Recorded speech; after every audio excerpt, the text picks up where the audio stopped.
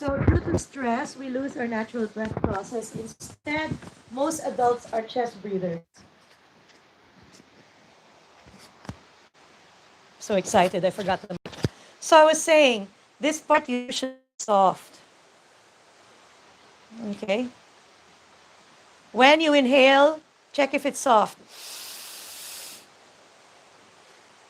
If it's not soft, if you can't do this,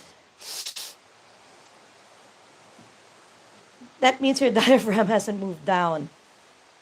Okay? That means you're not getting enough air as you could. Okay? Most adults breathe up here into the chest. And most adults breathe like this. I'll go back to this later. Most adults are doing this. Okay, I'll tell you why later when we talk about anatomy of breathing, we'll see that again. But when you breathe into your chest, what happens is the shoulders come up.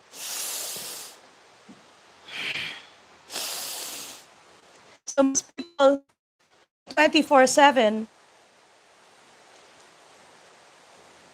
what muscle is in charge of this? You already know what it is. Do you remember? Triple. Okay. Yeah.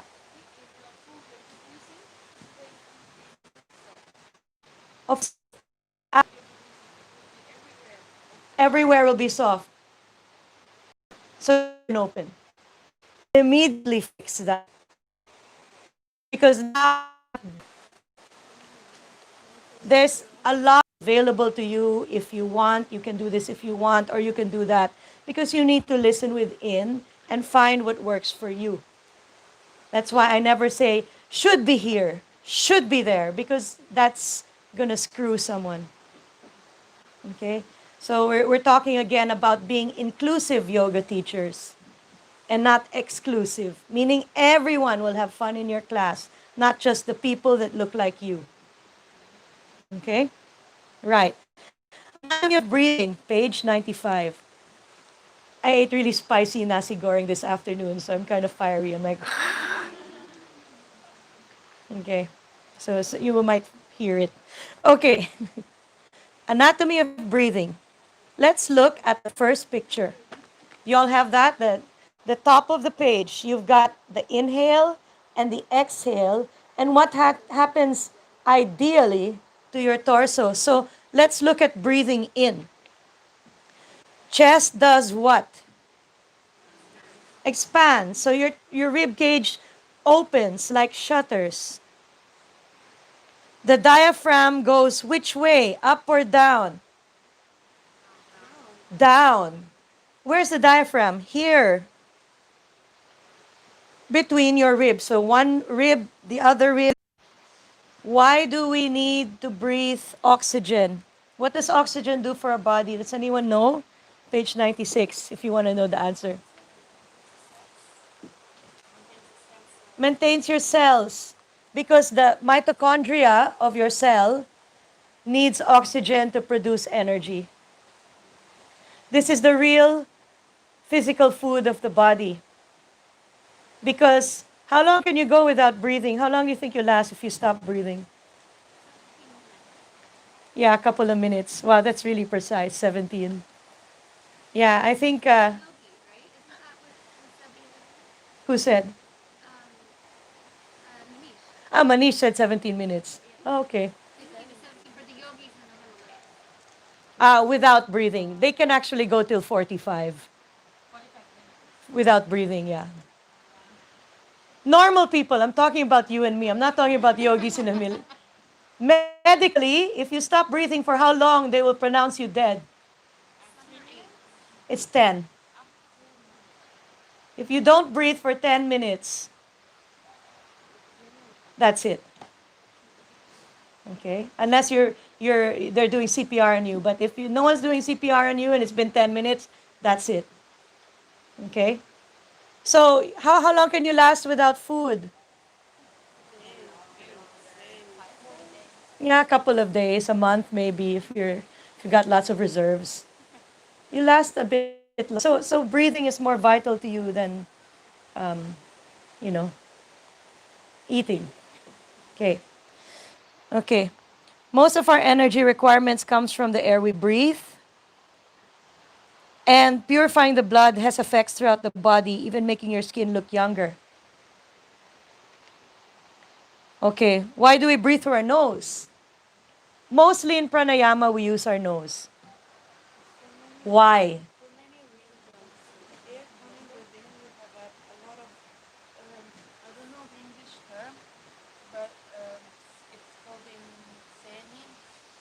Yeah, the sinuses.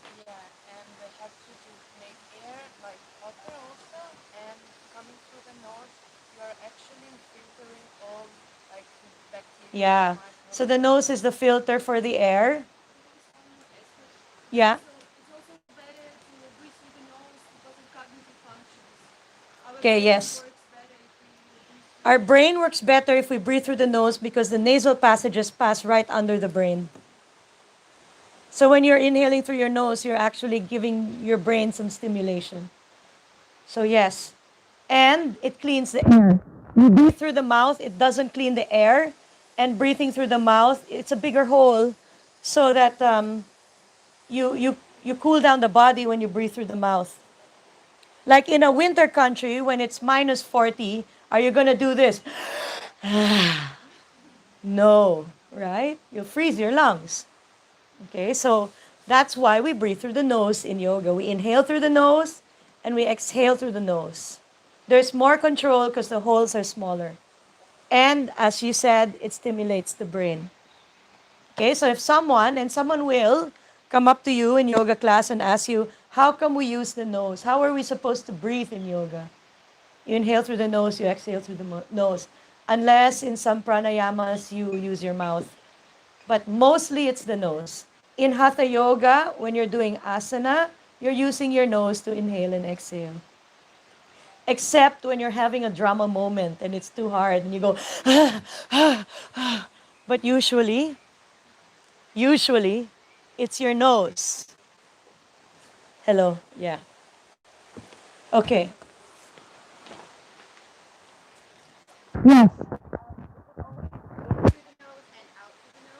Yes, unless, as I said, this overwhelming sensation inside your body that you just want to let go of, then you can exhale through your mouth. Because sometimes that happens, poses trigger something inside of you, and all of a sudden, right? You've been in the pigeon for like 5 minutes. And by the fourth minute, you're going, because there's just so much stuff coming up. That's okay. Okay, remember, we need to give ourselves some way of dealing with we keep the mouth closed. Okay. So on page 97, you'll see how the diaphragm looks when it's at rest. It's like a parachute. You see that? Like a parachute. And attached to various processes in your torso. The first part it's attached to is the sifting process of the sternum. See the little triangle piece at the bottom between the two rib bones? The little triangle piece here. Right here underneath. The little triangle. Some people don't have one. Some people have one. Okay, so the diaphragm is connected to that. It's also connected to the costal cartilages of the lower 6 ribs. So if you press your lower ribs, they kind of bend a little. Here in front, not behind. In front, they kind of bend a little because they're cartilage. And then behind here, they're solid. But if you press your upper ribs, they don't bend at all because they're bone. So the lower 6 ribs in front here are cartilage, and the diaphragm is connected to them. And the first 3 lumbar vertebra. So the strings of the parachute, so this is the parachute, there are strings of the parachute connected to L1, 2, and 3. So if we look in Rama for L1, 2, and 3, that's the upper part of the lumbar spine. Right here. Your diaphragm connects there. Your diaphragm is connected here. And your diaphragm is connected here.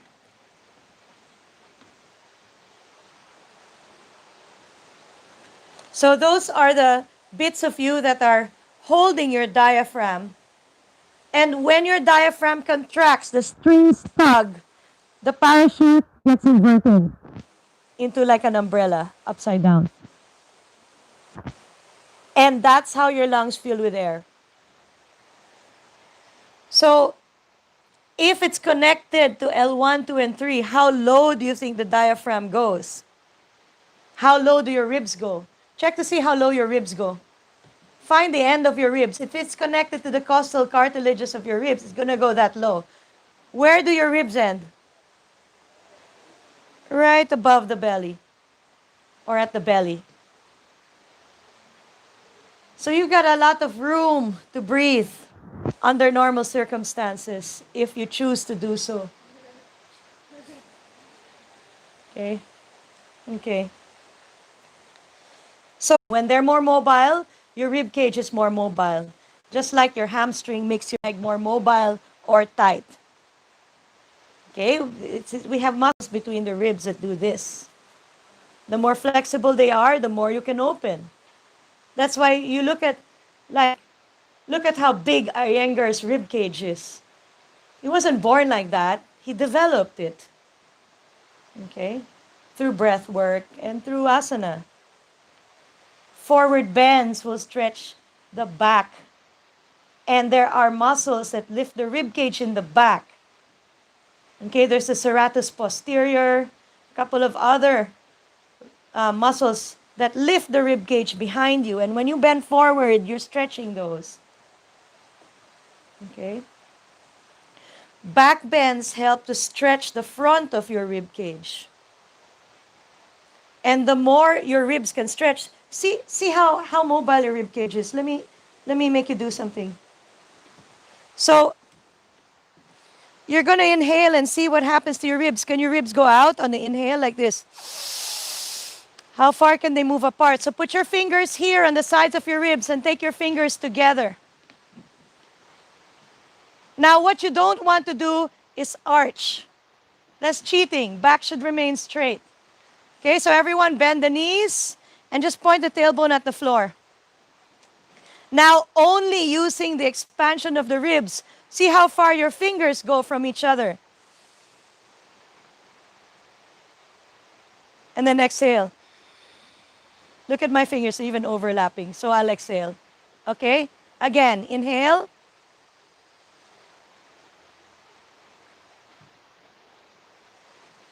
Exhale. Inhale. Exhale. Go a little higher. Inhale. Exhale.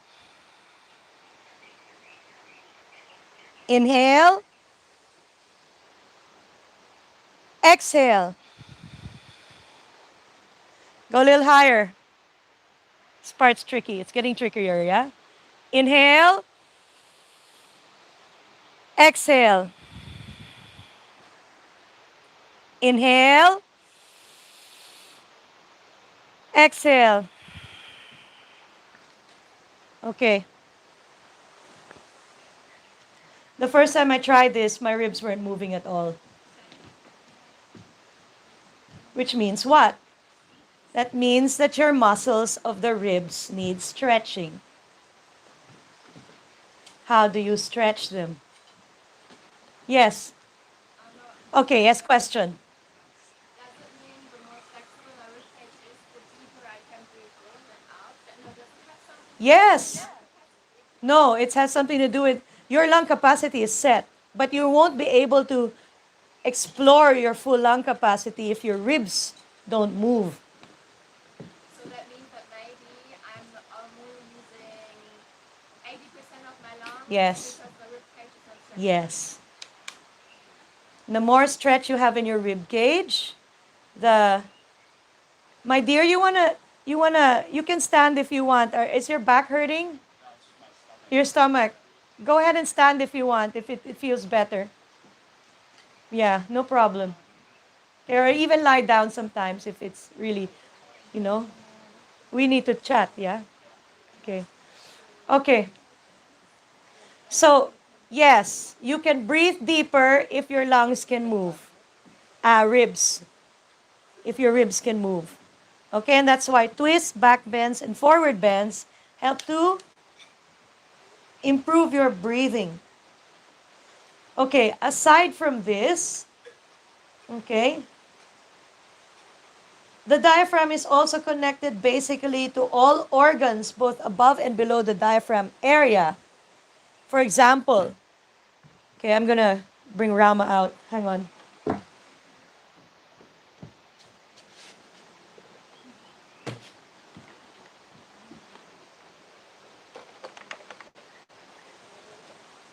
Okay, so this is where the diaphragm sits when it's at rest.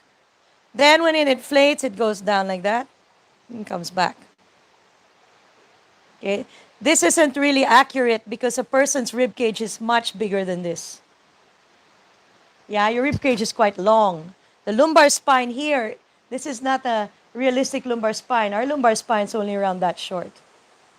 Okay, our thoracic area is longer. But anyway, you get the picture. What's right here? What's here? The heart. The bottom of the heart, near the xiphoid process, is connected to the diaphragm. So right here, behind this triangle thing. And when the diaphragm moves, the heart gets like a massage. Okay? What sits under here? What's down here? Stomach. That's why when you go to brunch and you overeat in Dubai, the brunches are famous for stuffing you. Like you know, they'll have to put you in a wheelbarrow and kind of cart you away.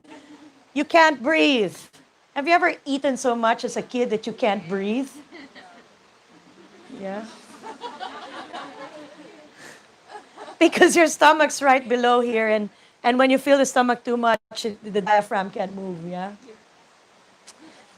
The stomach's also connected to the diaphragm. So when you take a belly breath, your stomach gets a massage, and so does your liver. And maybe even your spleen, because it's right next to the liver. And even the small intestines and the large intestine, because it's right underneath. And when the stomach gets pushed down, the intestines, instead of being like this, they go like that. So your whole internal system is getting a massage when you breathe properly. And so blood circulates better in your vital organs. Logically, now you see why breathing properly has a profound impact on your health. And that if the diaphragm is not moving, none of this is happening. And you're only breathing up, so the only thing getting stimulated is your heart, and it gets overstimulated. That's why one of the side effects of anxiety is what? Heart palpitations. Because there's too much stimulation in your heart and not enough down here. Yes, you're gonna say something? Yeah, well, but in the asanas, we're not using the belly breathing. No, we're not. Yes. So But you can still use the diaphragm. We'll talk about it once we go through the muscles of breathing. Then we'll do a little talk on Mula and Uddiyana Bandha. And then this is a good question, how to breathe in asana. and Yeah. in daily life, we should breathe into our belly. Sometimes, yes. When you are at rest, yes. Like if I'm sitting down now, I'm actually breathing a full torso breath, including the belly. But if I were to go for a run, obviously I wouldn't. Okay? We'll talk about that, how to breathe in asana. It's an important point. Okay. So now, the major motor nerve to the diaphragm is the phrenic nerve, and it drops down from cervical vertebra 3, 4, and 5, the middle of your neck, drops down and powers your lungs. Okay? So the diaphragm is a muscle. Muscles only contract one way. For example, this is your bicep. We remember the bicep from yesterday? And okay. So when you contract the bicep, it moves your lower arm towards your upper arm. How does your arm move the other way? Because the tricep. So the tricep moves your arm the other way. If your tricep was damaged, your arm would be like this. Once I did that, I got drunk and fell over and hit something on the way down and tore my tricep. And I woke up in the morning and I couldn't straighten my arm. And I didn't know what happened to me till someone told me. But anyway, I know for a fact that if you tear your tricep, you can't straighten your arm. Okay, I just wanted to wake you up. Okay, so if muscles only move one way, and the it contracts, that's the inhale.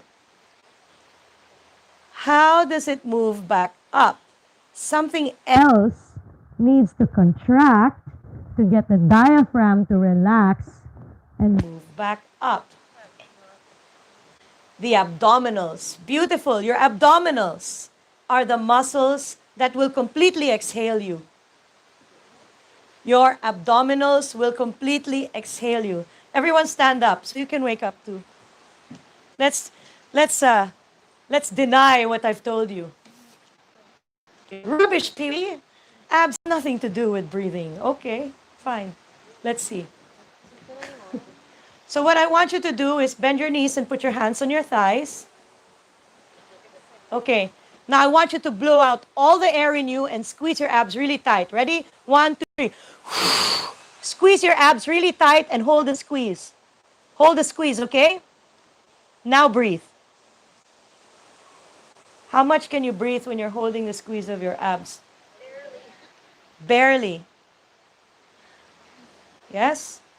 So if the diaphragm is the major muscle of inhale, the abdominals are the major muscle of exhale. Now stand up and pretend you have anxiety. Squeeze your abs. Because you have anxiety. Squeeze your abs. Now breathe.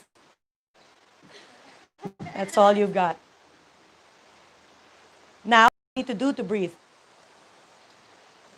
Now I can breathe. My neck's going to get tight. I'm going to get heart palpitations. Okay? All right. Yeah, sit down. Yeah. The abdominals are what exhale your breath, and then the Diaphragm inhales you. Major means that there are other muscles that help. Not just the diaphragm. These are the major guys. But there are other muscles that help. So let's turn to the next page so we can see the muscles of respiration. Page 98. So we have the muscles of respiration on page 98. Aside from, so you can see there expiratory abdominals. You see that? By expiratory abdominals, we mean the rectus abdominis here, the six-pack muscles. We have the transverse abdominis, the belt muscle, and we have the obliques that drop the lower six ribs. Those, when they contract, will exhale you. But aside from that, look for something here called the expiratory intercostals. Those are the muscles between your ribs that pull each rib closer to the one next to it.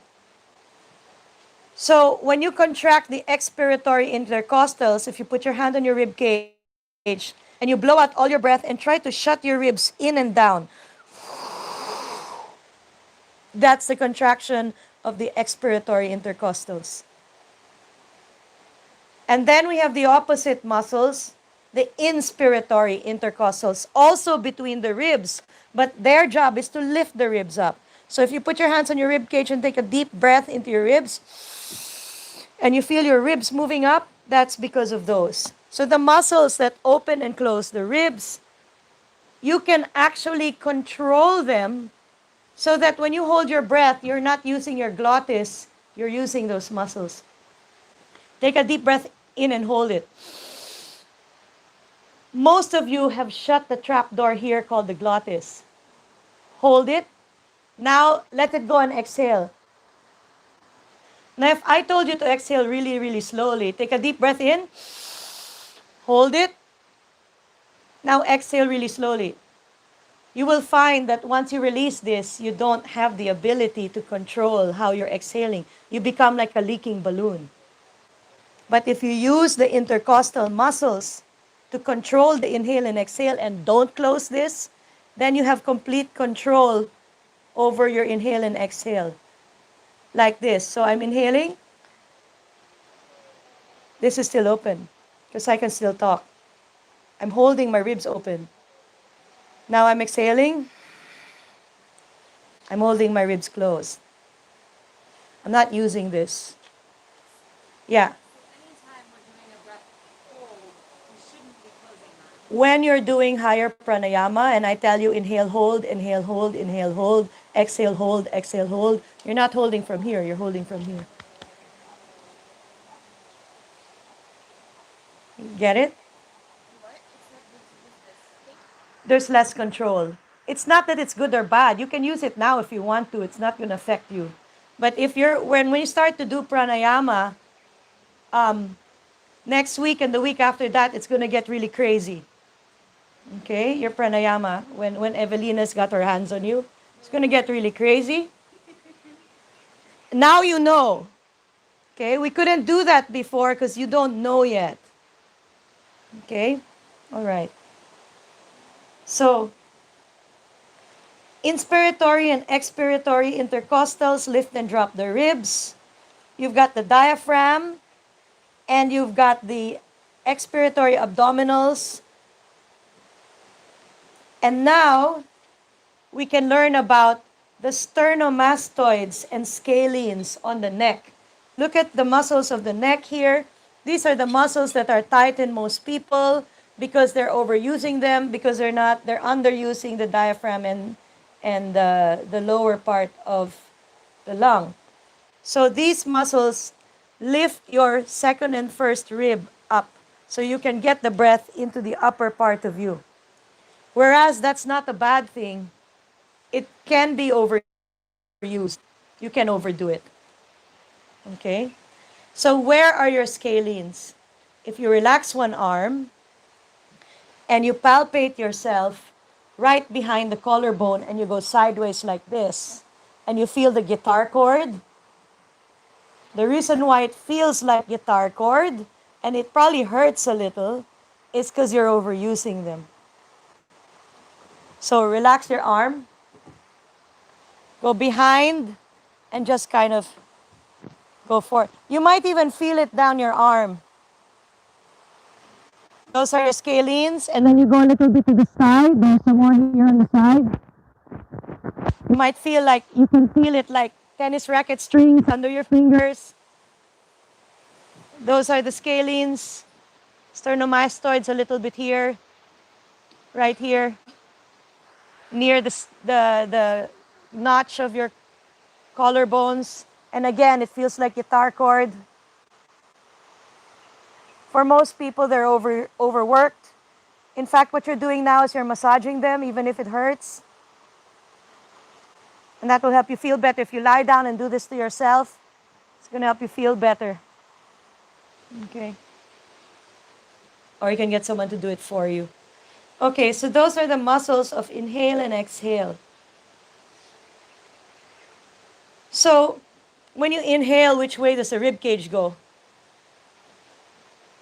Outward. When you exhale, which way does the rib cage go? Inward.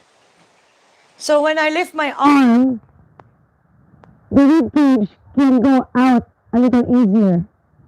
When I drop my arm, the rib cage can't. When I drop my arm, the rib cage is going which way? In. So should I exhale or inhale when I drop my arm?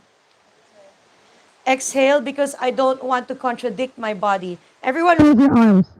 Both arms. I gotta hold the mic. Both arms. Now inhale as you drop your hands. How's it feel? It feels weird because your ribs are like, well, what do you want? Do you want to breathe in or out? Because you're making me shut and you're trying to breathe. Now, exhale as you lift your arms. Ready? Stay here. Take a breath first. Exhale. Again, it feels weird because your rib cage is so, well, which one do you want? Because you're opening me and we're breathing out.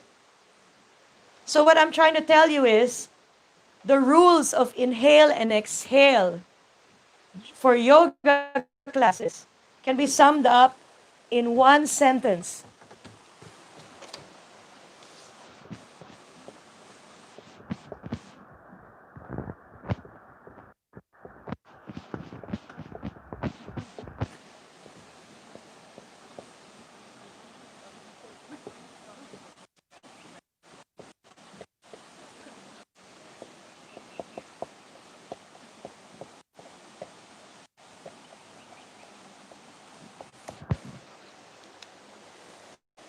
Don't contradict your breathing with your movement. Meaning, if my lungs are breathing in, I want to support that and not contradict it by getting my ribs to do an exhale. Yes. In our class on Tuesday afternoon with Marlene, we were doing cat cow, and she had us do the opposite of what we're used to. Is there a reason for that, or was that incorrect? Let me speak to her. Because we asked her a couple of times, and she kept saying the same. Okay. Yeah. All right. Thank you. So, when your ribs are stretching open, that's an inhale. And when your ribs are rounding, that's an exhale. Yeah. Okay. So, don't contradict your breathing with your movement. Rib cage inwards and downward. So, like, think of window shutters. Inspiratory drop them down, like window shutters. Okay. All right. So, let's look at what happens within our body when we inhale, whoops, or exhale. Can I get some help here? You have to fix this one first.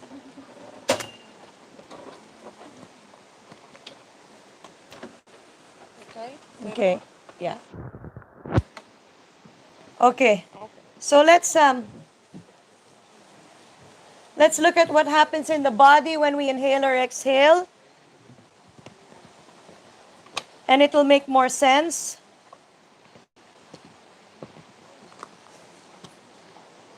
Okay.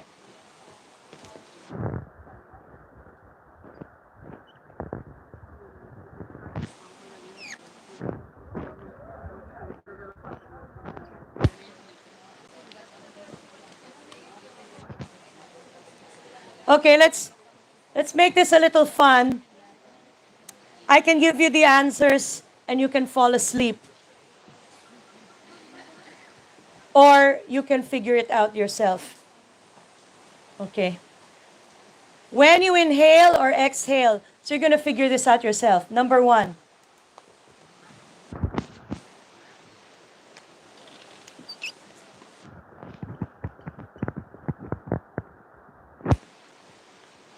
What happens to your shoulders when you inhale or exhale? Number two. What happens to your upper arm when you inhale or exhale? Number three. What happens to your chest when you inhale or exhale? Number four. Okay. What happens to your back when you inhale or exhale? Okay. Number five. What happens to your internal organs when you inhale and exhale. Number 6, what happens to your pelvic floor when you inhale or exhale? Find a group of 4 people and try to figure this out. Go. You have 10 minutes.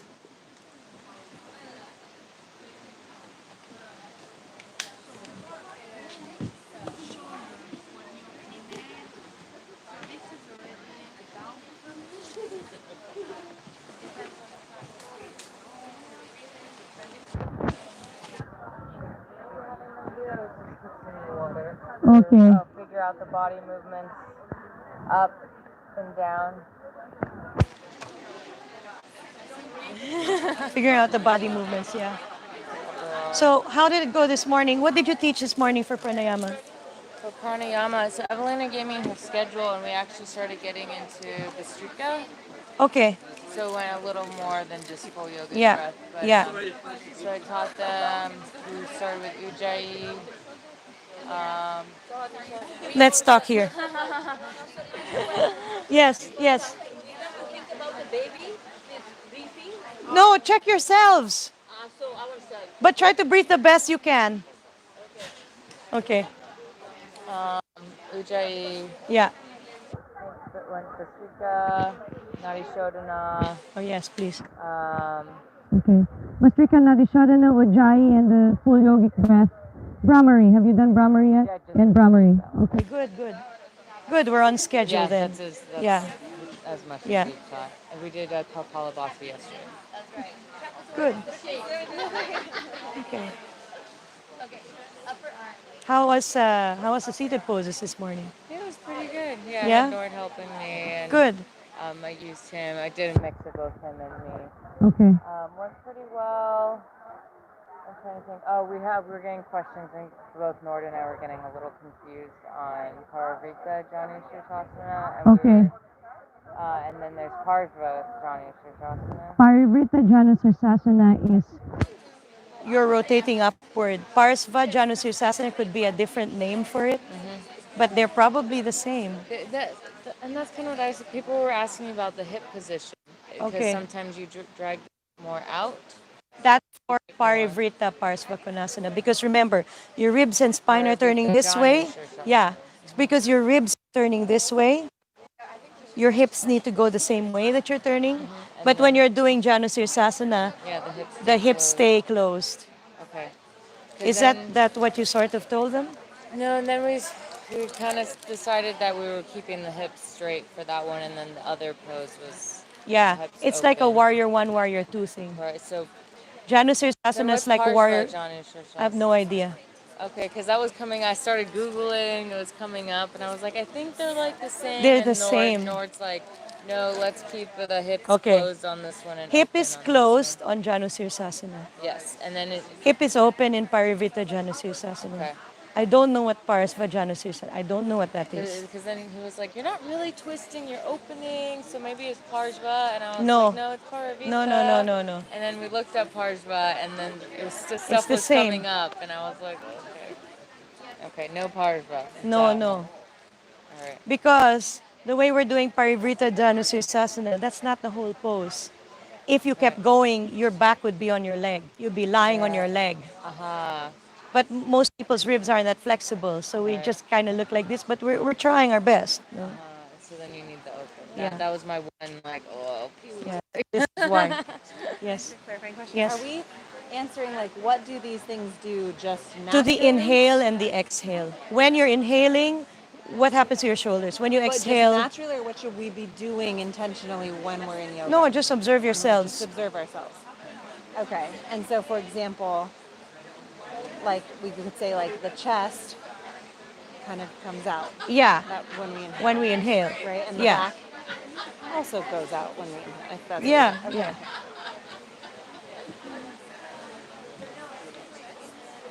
Otherwise, I'm finding my confidence in my voice. Very good. More and more. It's your confidence that you need the most now. Because what's going to happen and what's already happening is people are comparing you to me.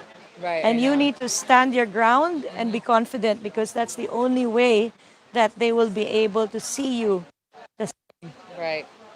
Okay? Yeah, I think Because you do know stepping. what you're doing. You do know. I can completely tell you know what you're doing. You just need the confidence behind. Yeah, A I bit think more every of day's easier, and I wasn't nervous at all last night. good, good. I need to send Marina a message. There are a lot of complaints about her. More so than just that. What else? Did you attend her class No, I yesterday? didn't see her class. I was thinking of maybe she's coming in today, but I didn't know if I'd even have room in here to Yeah. attend a class.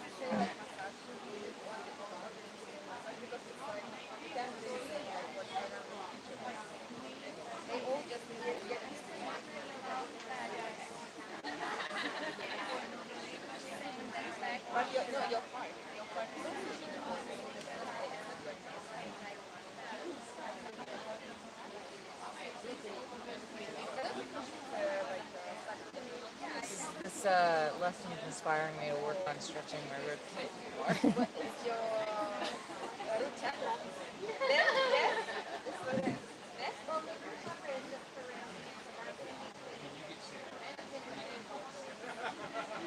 But it's not pelvic floor. Root chapter is not pelvic floor. What is pelvic floor? It's like intercostal chakra.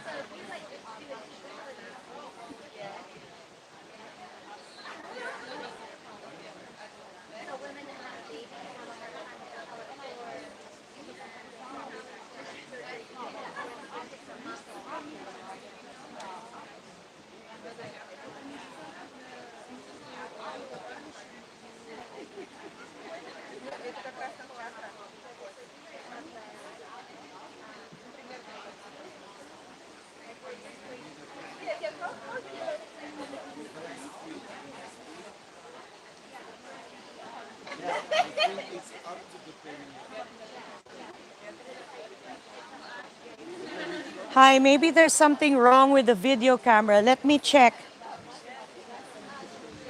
Is this thing on?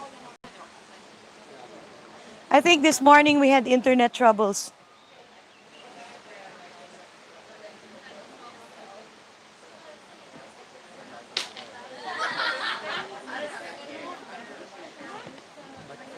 Is that one on? Yeah. Oh, Yeah, okay. no, but it's on. It's on. It's on, yeah. Okay. Okay. Sorry. All right.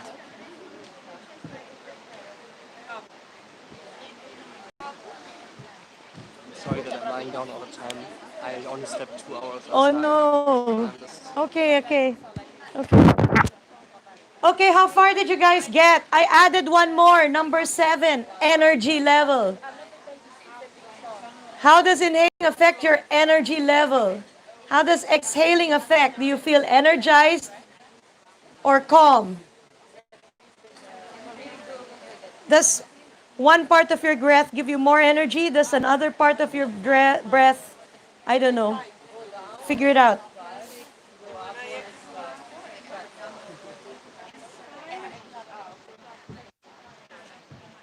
Certain things keep on coming up. It's kind of crazy.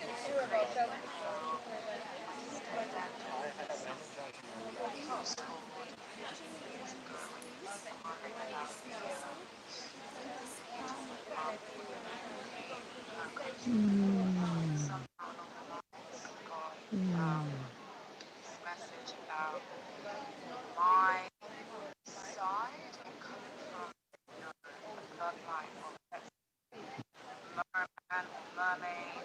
And shortly after he told me that, this girl from Brazil, I went to this woman's circle, and she, for some reason, felt like she wanted to tell me a story about this deity god. Yes.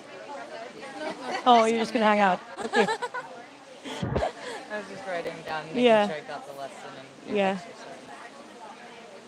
exercise. I like getting them to figure it out because you can just sit and talk at them and they can fall asleep, or you can just make Yeah, them use their brains a little bit. and I kind of like. Yeah, I need to remember to maybe make them go into groups and try it out because people ask me during pranayama, is it supposed to go this way, or am I supposed to breathe in? I was like, I don't. Why don't you try it out and experience it and see what feels best, and then I can talk to you. Yeah. And You can make it an activity. Let's all try to figure it out together.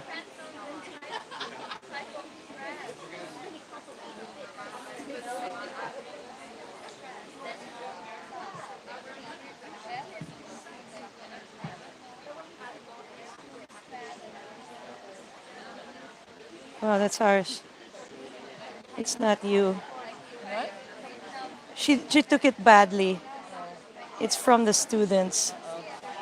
Wait, She took it badly and gave me a whole. oh wow.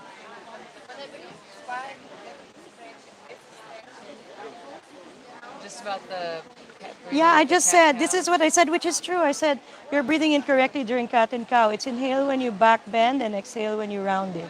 Please correct ASAP. Some of the students are actually yoga teachers and are actually complaining about you not knowing what you're doing and questioning why you're here. Not good. It's true. Were they questioning other things she did? Yes, a lot.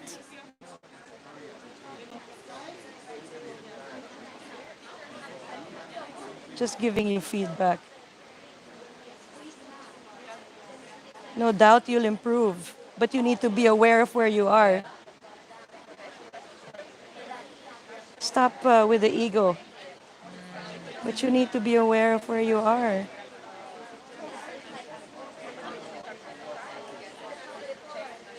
She seems very sweet. I've hardly had any interaction, but I noticed a few things with her asana practice that I attended. The trial class or Yeah, the yeah. intro That class. one I told her already that her sequencing needs help, and I'm actually helping her I with her see. I heard sequencing your. already. So it's not like she doesn't know. You know what I mean? If I tell you something, it's not because I'm attacking you. I'm trying to fix you so Some, that you can be better. something I figured she's so bendy that maybe doesn't need the warm up in certain areas or I don't know.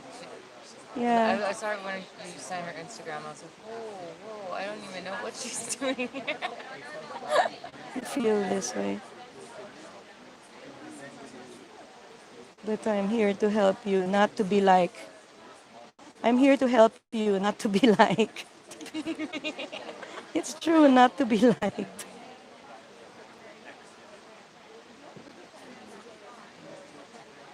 It's true, I'm here to help you. I don't care if you like me or not, but I'm here to help you. And you're offering your help. I don't have to. I can just leave her and have her get a bad review at the end of the course and fail, or she can just suck it up and improve. So wait, you said I know who's the yoga teachers in here? I know Maria is in this class. So you said people are yoga teachers There's already. like 4 or 5 of them that are yoga teachers already. Felina.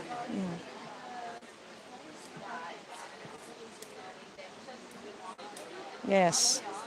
And also managing human beings' ego. Look at you, you're still at it.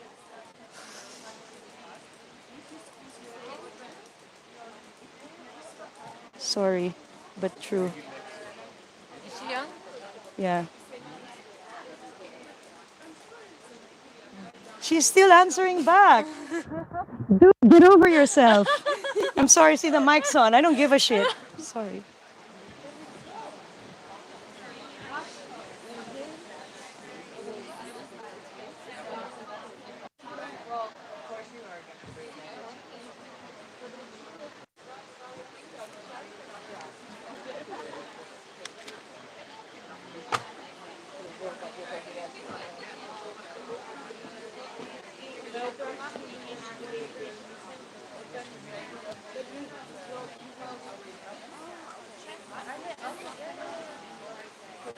Okay.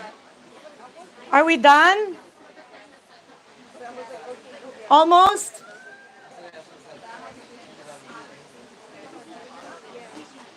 Raise your hand if you're done with everything. Okay, 1, 2, 3, 4 groups are done. Don't forget this one, energy level. I'll give you 1 more minute.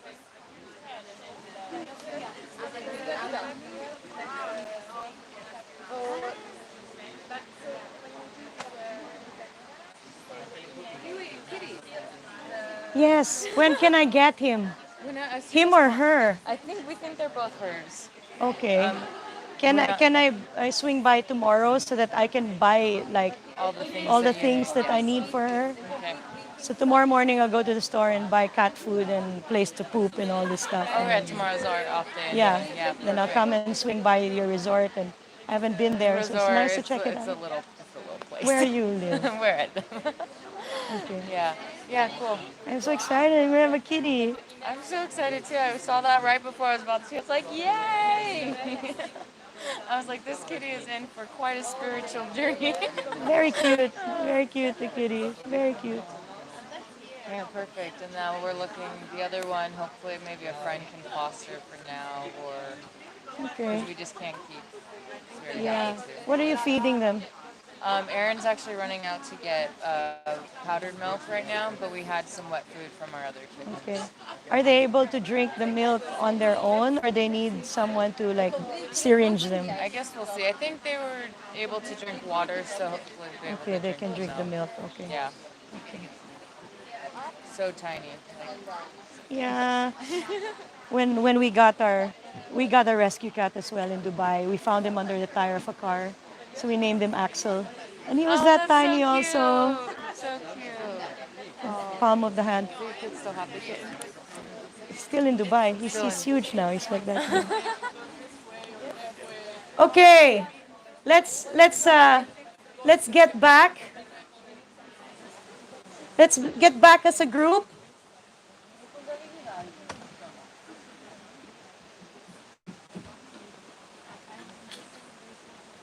Let's get back as a group. The big group, not the little group. Let's get back into one big group. And let's first discuss the shoulders. So when you inhale, what happens to the shoulders? Shoulders are doing what? Slightly up, slightly raise, slightly, not too much. You need to be honest, yeah? Slightly up. How many of you have slightly back? Slightly back. Slightly up and back. Out is back. Yeah, out, up and back. Okay.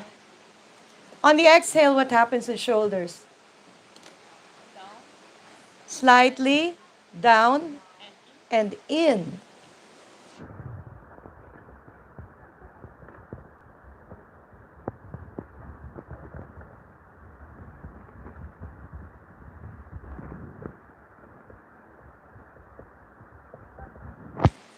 Okay.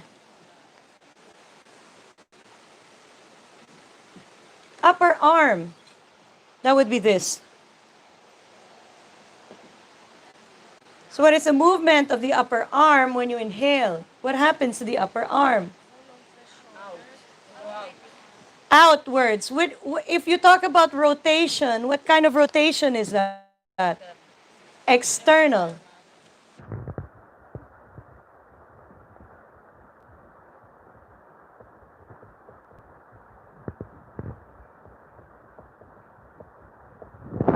So what happens in the exhale? Internal.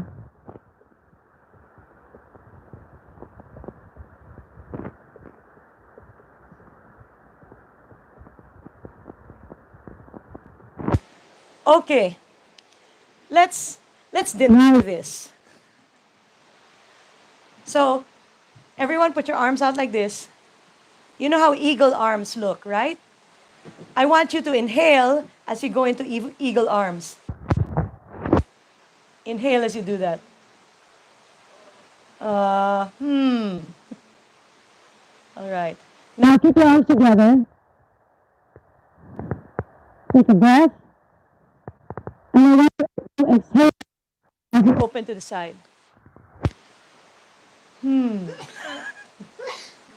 Okay. Now we're going to do the opposite. Exhale into eagle.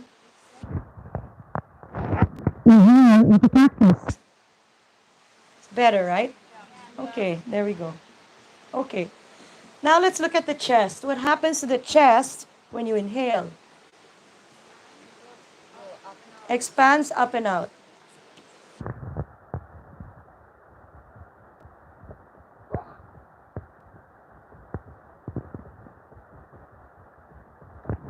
And what happens to the chest when you exhale? In and down. Chest drops in and down.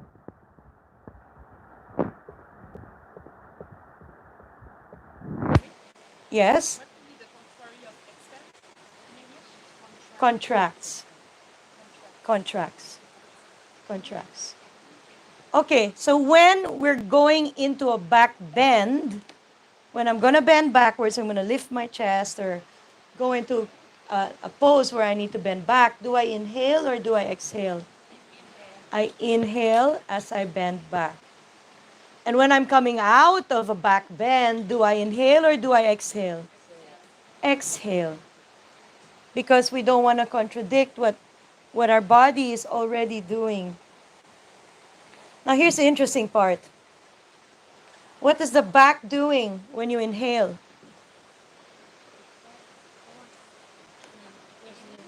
What happens when you inhale? What does your back do when you inhale? And what does the back do when you exhale?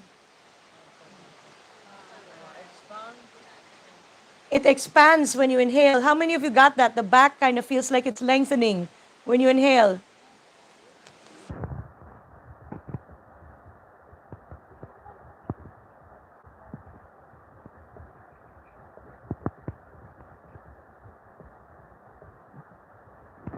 How about exhale? What happens to your back when you exhale?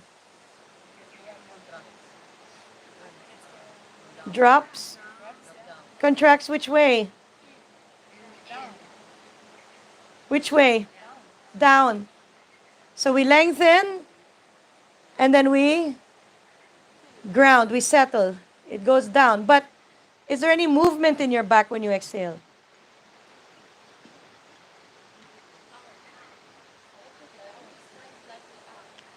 Slightly which way? Backwards. So it goes slightly. You feel that when you exhale, there's slight backwards. The chest drops. So the back actually kind of comes forward a little bit, just a little bit. Try it. See how the back kind of comes forward a little bit? Kind of does this. How many of you can feel that? Little bit of a dropping in and forward.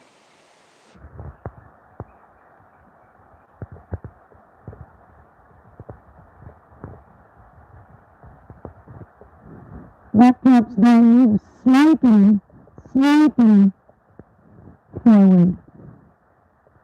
Very slightly because the chest is dropping. When I do a forward bend, should I inhale into forward bend or should I exhale?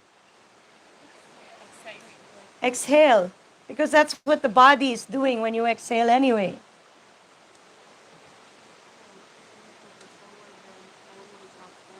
So when you do a forward bend, there's another reason why we do a forward bend on an exhale.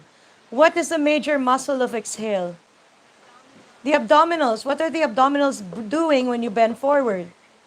They're contracting. Because the abdominals are contracting when you bend forward, it makes sense to bend forward on the exhale. And your back will stretch better if you exhale as you bend. If you try inhaling as you bend, your back will be doing the opposite. It's expanding. So you inhale first to expand, then as you exhale, you bend forward. Okay, now we're getting a little more subtle. So I'm going to erase these guys. Internal organs. What are the internal organs doing? They're getting a massage. Yeah, but how? Yeah, because I told you. But what did you feel when you're breathing in? What happens to them? Do they go up when you inhale or down? When you're put your hands on your belly. Check in. Now take a deep breath. What's happening to your internal organs? They're expanding which way? Let me show you what they're doing. You tell me if it's correct, okay? Okay. This is a diaphragm. This is your head. So this is your head. That's your head. This is the diaphragm. Okay, these are your ribs. This is the diaphragm. These are your abdominal organs. This is a diaphragm. You inhale.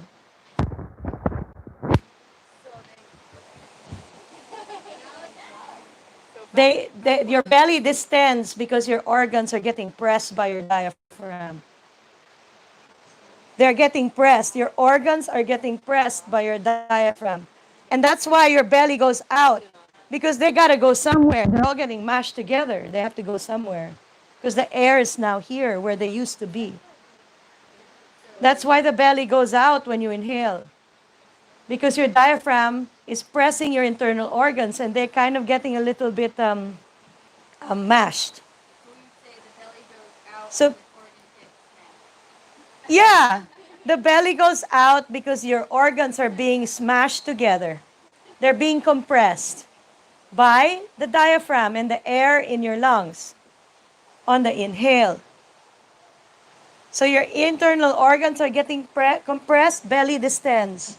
So that's what it should be. So let me write it.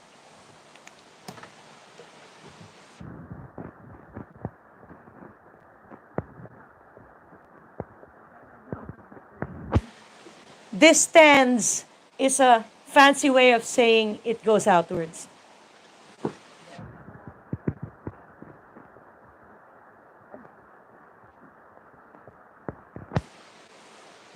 Okay?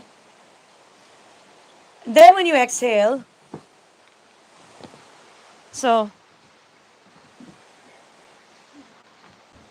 exhale. So they're like, okay, so organs relax, belly retracts.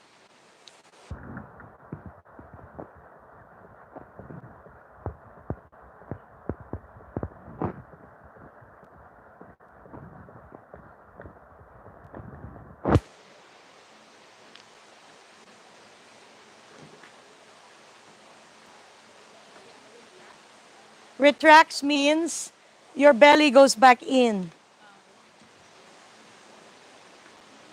Yes?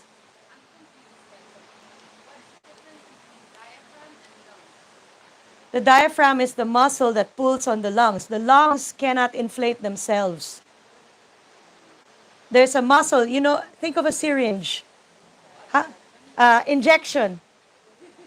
When you're trying to put something in an injection, you have to pull to get the thing in. That's what the diaphragm does for your lungs. Okay, because your lungs cannot inflate themselves. They're just like the bag. And so you need to, so you can breathe. That's what the diaphragm does. Okay? Okay. Okay, now pelvic floor. Do you know what your pelvic floor is? Where's your pelvic floor?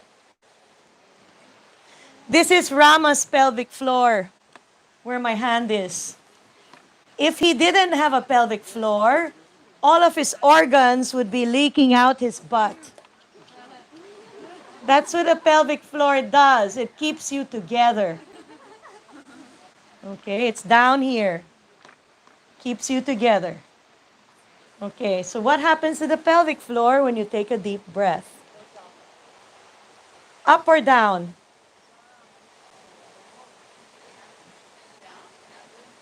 Well, actually, it can do both.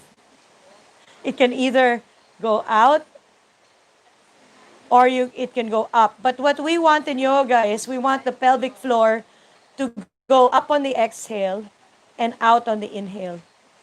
If you're trying to have a baby, and you're a yoga teacher or yoga practitioner, this is important. Most of the time, the pelvic floor in yoga, we're doing inhale. We're doing inhale, pelvic floor drops. Exhale, mula bandha, pelvic floor lifts. And then you keep it there and you keep lifting the pelvic floor through your whole entire yoga practice, whether you're breathing in or out. And then maybe if you know how to let go, it can relax when you're relaxed. But what happens to a lot of yoga women is that they forget about letting go. And when it's time to let go of baby, they have problems. And so if you are a yoga teacher and you want to get pregnant, you need to learn how to breathe the other way. Inhale, exhale. Inhale, exhale. So you can let go of baby when the time comes. Okay? But in yoga, we want the diaphragm to contract when you exhale. You want, I'm sorry, not the diaphragm, the pelvic floor. Sorry, wrong muscle. Record again. This is what happens. Let me visually show you.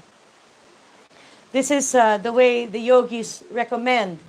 Because we want to keep the energy rising up and we don't want the energy leaking out. Unless you want to have a baby, you want the energy to leak out, you can let go of baby. But most of the time, the energy is going up. Okay, so let's do like a visual. This is, again, the diaphragm. These are the organs. And this is the pelvic floor that's keeping everything inside of you. Okay, now when you inhale, the diaphragm moves down. The pelvic floor kind of opens a little bit. When you exhale, diaphragm goes back, the abs contract, so pelvic floor is pulled up. And then the muscles, again, the organs are relaxed and the diaphragm moves out of the way. So the pelvic floor, okay? Inhale. Because we want during the exhale to keep mula bandha, we want to keep the lift in the lower part of your torso.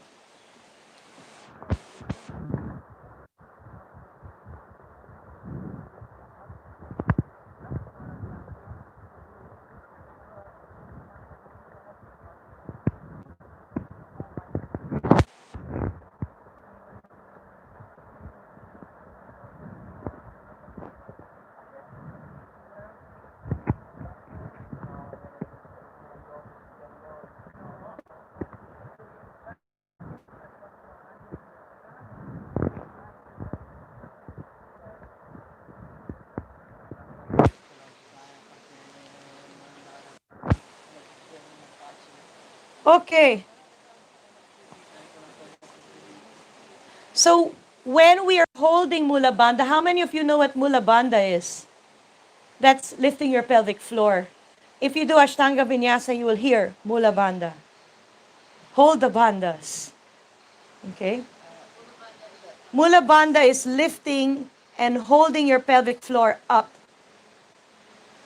And it feels like a lifting sensation here in the very base of you. Yes. But I have this I have this feeling of pulling it up when I breathe in, not when I exhale. Check to see what's happening in your belly because maybe you're chest breathing. Inhale. See your chest breathing. Your belly is going in when you, that's, okay? Yeah, you're doing a reverse breath. Yeah. Okay. All right. Energy level. When you breathe in, are you more energized or more calm? Energized. Did anyone else have anything different? No, good. Okay. So when you inhale, you have more energy or are you calm? Relaxing. 1 second.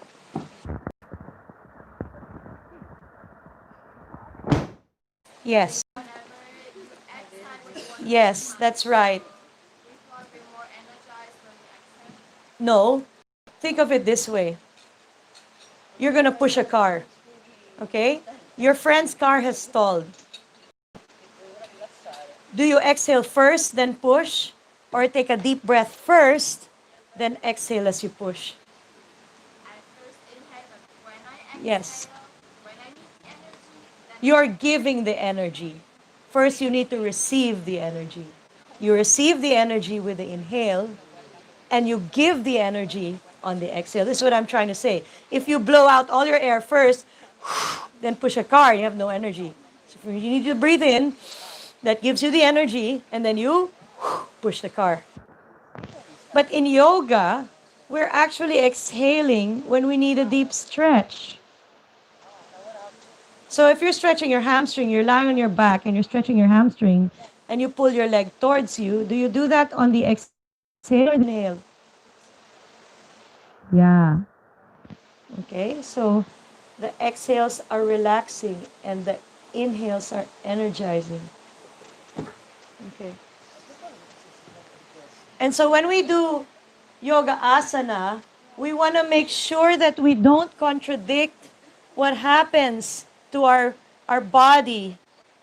And so if the move, for example, if the move is pressing, or if the move is, uh, for example, causes you to, press your organs, for example, you will inhale. This is a little bit, let's just put belly distance. If you need to distend the belly in that move, then you will inhale. If you need to retract the belly, then you will exhale. If the move retracts the belly, you will inhale. Exhale, sorry. Okay, so let's apply this.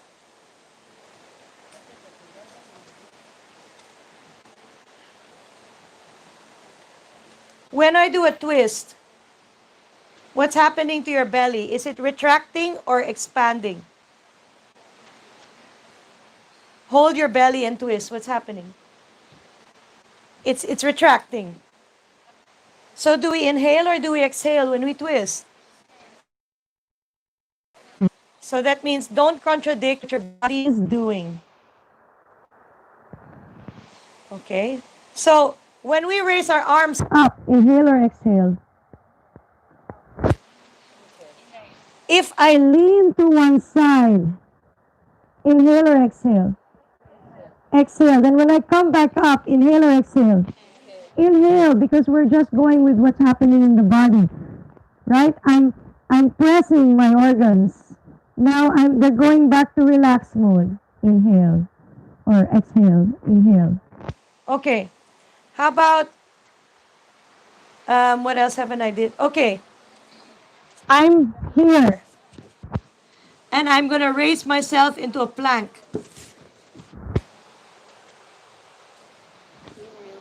Inhale to come up. Exhale to come down. Inhale to come up. Exhale to come down. Every time I raise myself off of gravity, I inhale. Every time I go with gravity, I exhale. Yeah. So I'm raising myself off the floor to do a bridge. Inhale or exhale? Inhale, because I'm coming off the floor and I'm in a back bend. So that's an inhale. When I come back down, it's an. Try it. It's going to help your bridge a lot. But if it's just this part of the bridge, what if I'm not lifting my chest, I'm only lifting my pelvis. I'm tilting my pelvis. Inhale or exhale? Pelvic tilt is an exhale because the diaphragm does what? It contracts. It's called the Kegel. Right? After delivering your baby, this is your best friend. Okay. Okay, so this is exhale. And now this is inhale. Okay? Because the ribs are opening and now we need to inhale. But during the scoop of the tailbone, that's an exhale. Yes.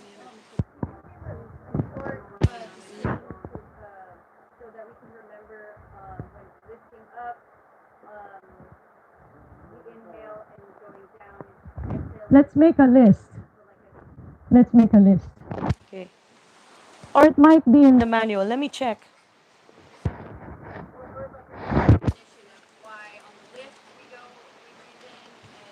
It's pretty much just applying that. So, okay, wait. This might be in here. Let me check.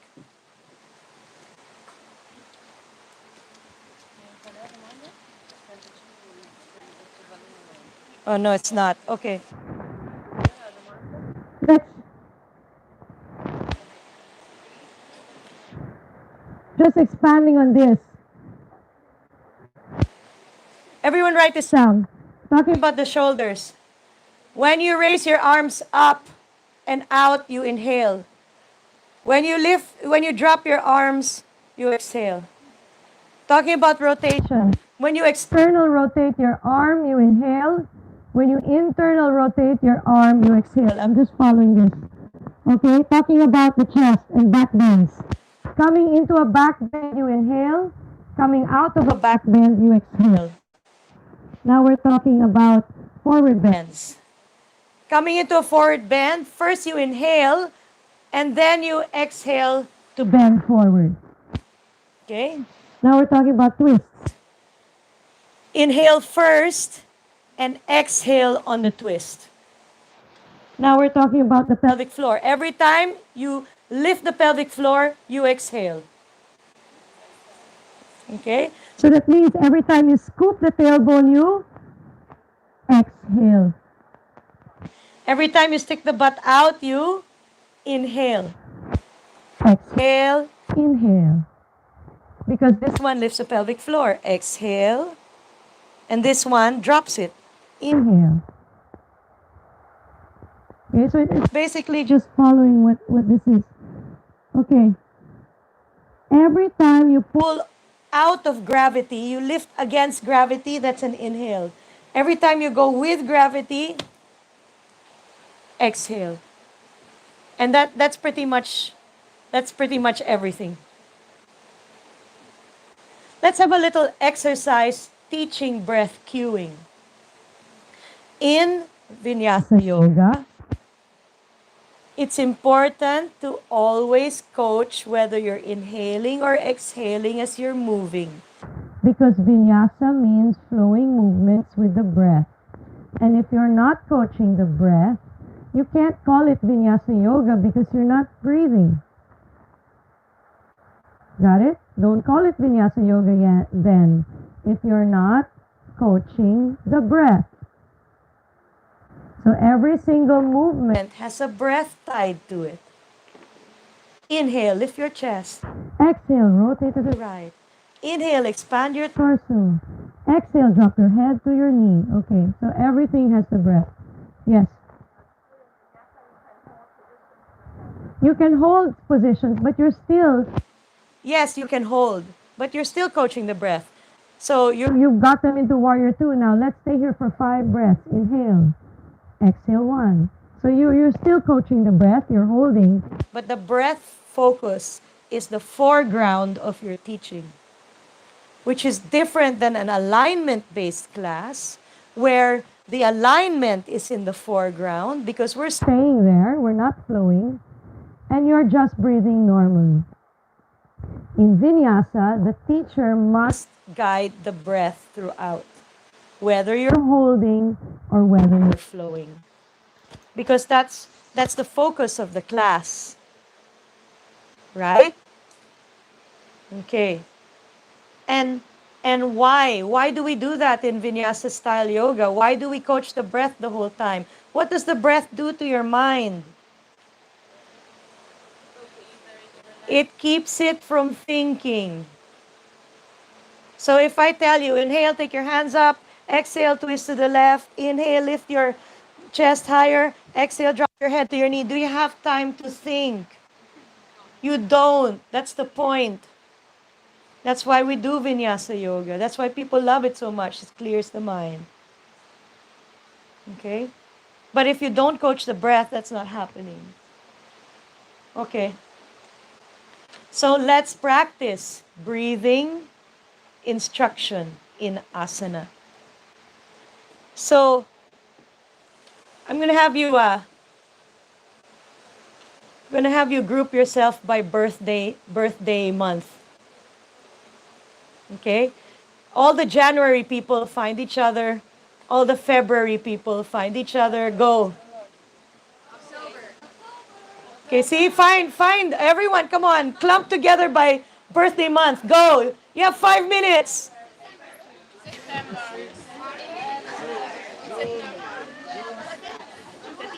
Stand up. It will be easier for your birthday people to find you.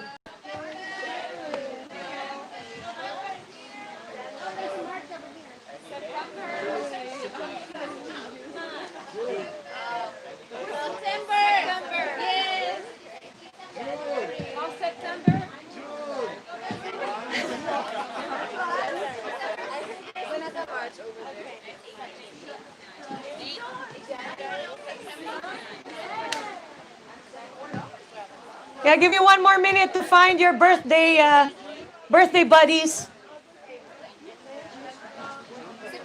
Anyone June? Raise your hand, June. There we go. See, there we go. All the June people are together.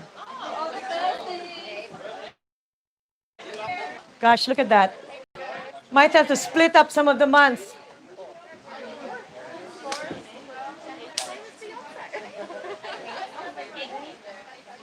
January, raise your hand. January.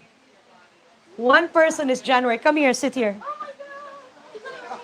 Anyone else is January? Okay, sit here. You're January also? No, you're not. Okay, sit down here. February. One. Okay, come here. Join January. Okay, the winter. No one wants to have babies during the winter months. Everyone's making babies during the winter months. That's why June and July, August, there are more people. Okay. Okay. Who else is one? August. Okay, come here. Okay, there you go. What are you? Okay, fine. Come here, all of the monthless people. Okay. March, raise your hand. March. Okay, all the March people, go together. All the March people. Okay. March. April, raise your hand. May, raise your hand. Okay, you go with April. Yeah, so you're three. There's three of you. June, raise your hand. Okay. July, raise your hand. Okay, you go with March. April. You go with April. Yeah. Who else is July? Just one person? Okay. August is with me. September, raise your hand. Okay, October, raise your hand. November, raise your hand. December, raise your hand. Okay, December, you're over there. Okay, so this is what you're going to do. I'm going to give you, how many groups do you have? 1, 2, 3, 4, 5, 6, 7, 8. 8 groups. Okay. So I'm going to give you a sequence to do. And you gotta figure out the inhales and exhales. Okay? So I'm not gonna erase this. I'm just gonna put this down. You can refer to it when you want.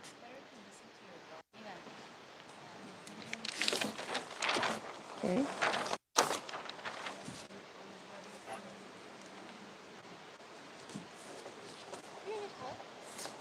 Yeah, if you can just shove the, I will open and then you will just put it through. There we go. Okay. So I'm going to put a combination of 5 movements. And you have to say, you gotta come up with a setup cues. Okay? You're gonna do the setup cues with special emphasis on the breath. So every single movement to get from this pose to this pose, you need to get the breath cue right. Okay?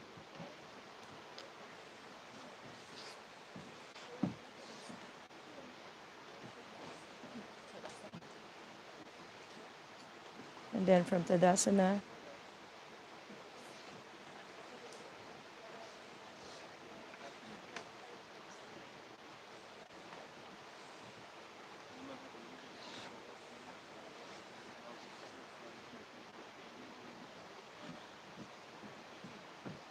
From Warrior 3.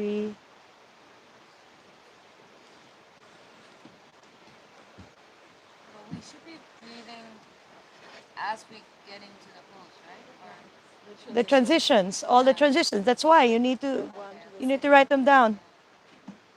From this one, I need you to go into a side plank. Okay, so group 1. See you guys. That's your transit. So what do they need to do? They need to tell, when I do this, am I inhaling or exhaling? When I do this, am I inhaling or exhaling? And you need to do the setup. So you need to do the setup with the breath cue, breath, body part, direction. And then later, when you figure that out, I'm going to make you come up on stage and you're going to demonstrate with mirroring. Ooh. Okay? All right. That's your group. So you teach and they are the students. And yeah, all of you together. You're going to work as a team. Everyone needs to talk and everyone needs to demonstrate. So what you need to do is take turns talking, everyone demonstrate. Got it? Group 2. How many of you are there? 4? How many of you are there? 4. Yes. Okay, 5. Okay. Okay. I will give you a long break as you figure this out. Then you can go and break. Then I'll make you come back at a certain time and you better be ready. You understand? Anyway, we're not in grade school anymore. Okay? All right.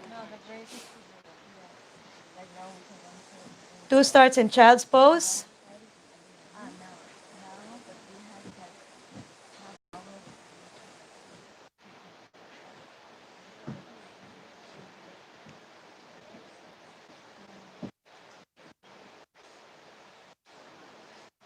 Child's pose to downward dog to three-legged dog to side plank to side angle. Okay? 2. Group 3, you guys. Yeah, how many of you are there? 3? Okay.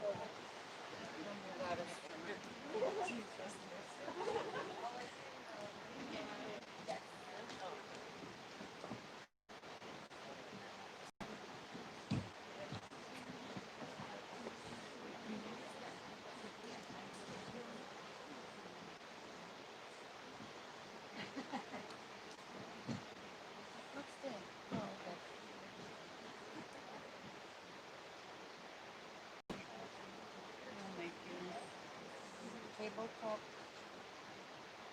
I think it's tabletop. Yeah. And that's the one we did before. Tabletop to seated twist. Seated twist to Paschimottanasana, seated forward bend. Seated forward bend to boat pose. And boat pose to Purvattanasana, reverse plank. Got it? Okay. Is forward fold? No. This is a seated forward fold, then a boat pose, then a reverse plank. Purvattanasana. Okay? Okay. No, you're here first on hands and knees. Okay? Okay. Group 4, working with you guys. How many of you are there? 4? 3? 4. Okay, 4. I'll start you lying down. Then you're going to roll over on one side and lift one leg up and grab it. Okay? And then you're going to roll onto your belly and go into a cobra. And then from a cobra, you're going to come back down and then you're going to lift into a plank. And then from a plank, you're going to go into downward facing dog. Yes? Okay, figure that out. Group 5, half of you are asleep. Yes, that's it. Beautiful. Okay, group 5.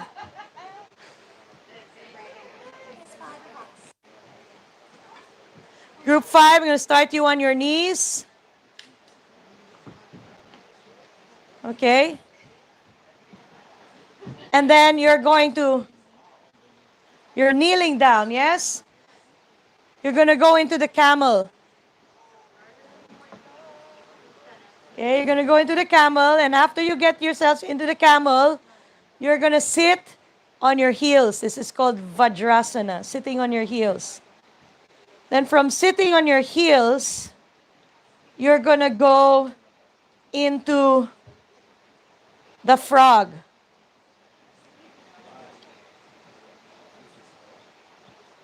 The frog is when you know the frog, right? In yin, okay? You're going to go into the frog.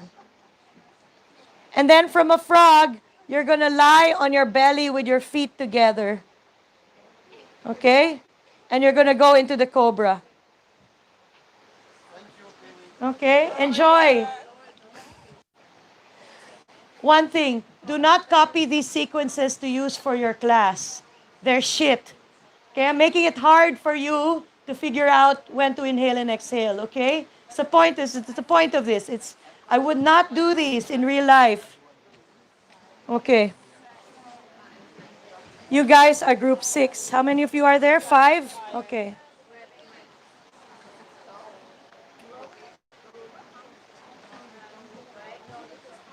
From downward dog, you're going to find a way into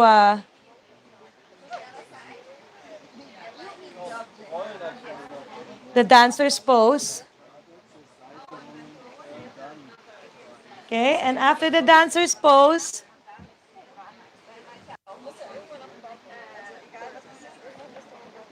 you're going to tabletop, you're going to pyramid. Footsteps forward, drop down. After pyramid, you're going to go into a standing split. Okay, and after standing split, you're going to go into a lunge position.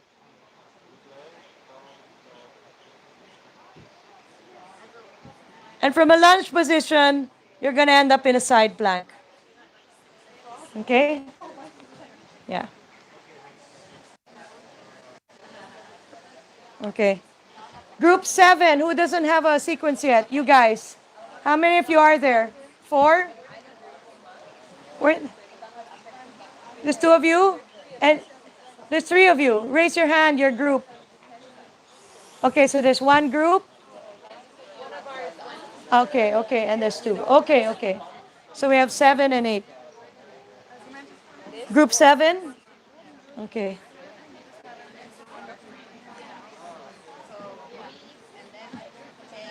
Standing. I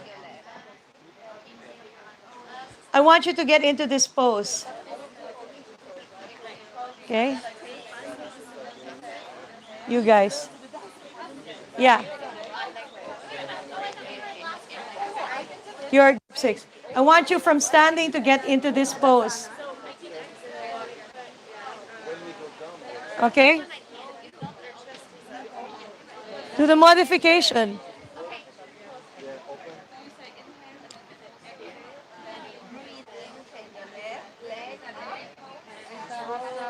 Yes, Parivrita Hasta Padangustasana. And then from here, you're going into a lunge.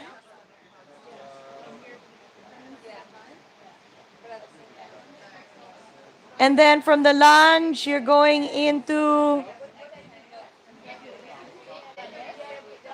the half moon.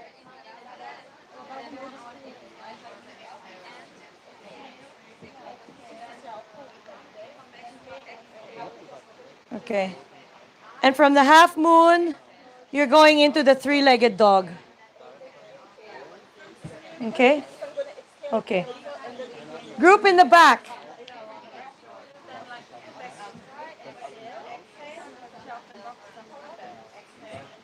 Lying on your back, you're going to hug one knee to your chest. You're going to hug one knee to your chest.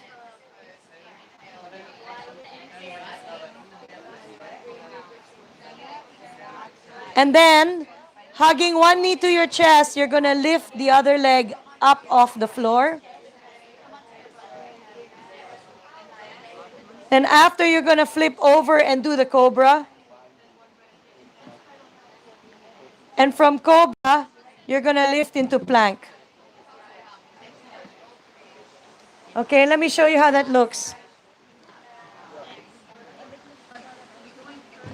So from here, you're doing this.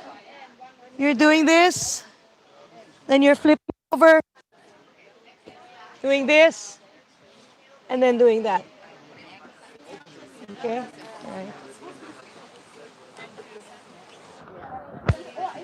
I will give you 10 minutes, 15 minutes. 15 minutes to figure it out. And then you practice. Okay, maybe another 10 minutes to practice. So by 12:30, we will present this to the class. Again, you need to mirror and you need to do setup cues. Everyone needs to demonstrate.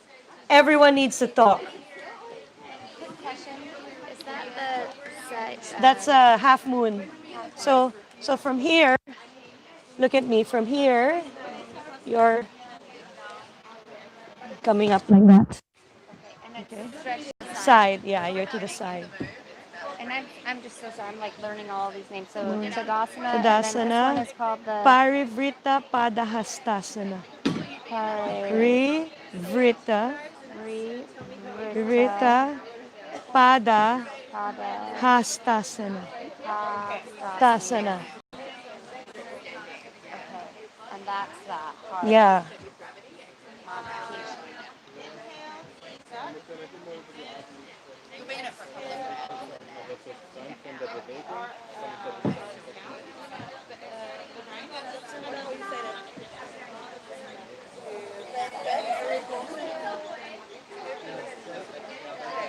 Yes, it's part of ego, and so yeah, I'm not really.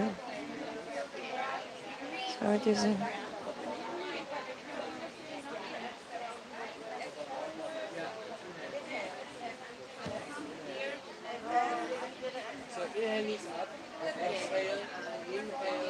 Okay. Sorry, it didn't work out.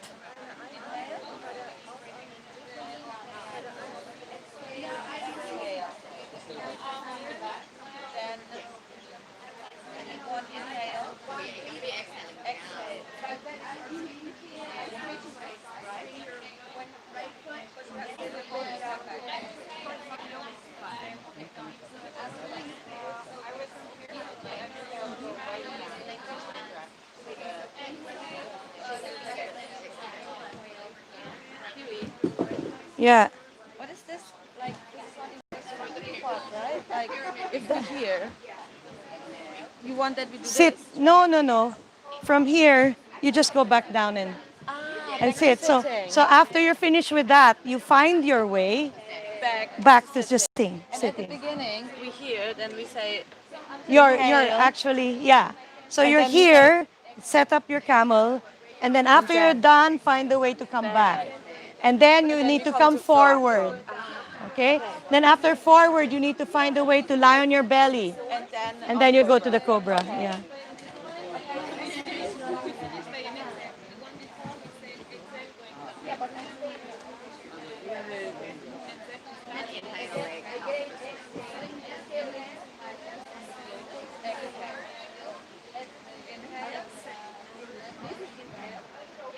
You know, I wanted to share with you. See that? The screensaver? I put that up yesterday. Really? Yeah, it is very strange. I put it up yesterday. I'm like, You like manifest a kitty? manifesting a kitty. And then I saw your message this morning. I'm like, oh, it's a kitty. It's a kitty in a basket, right? It's manifesting. You're doing the meditation today, right? You want something particular? No, it's fine. Can you teach the yoga class this afternoon? Yeah? Do the whole flow that you're teaching them in the morning, the whole flow without breaking anything down. So Surya go from Namaskar, Surya Namaskar, dancing, standing balance. So standing, balancing, and then go on the floor. and just kind of cue inhales and exhales. Yeah, just do the whole entire flow, but keep going. So after the seated poses, we have some back bends, and then we have the closing sequence. Okay. So do the whole thing. Okay, I haven't watched your back bend sequence. Okay, you've got some time. You've got after lunch. All right. All right, is she not coming this afternoon, or is No. she mad at you? She said, well, if this is the way I'm spoken to, I'm done. I'm like, okay.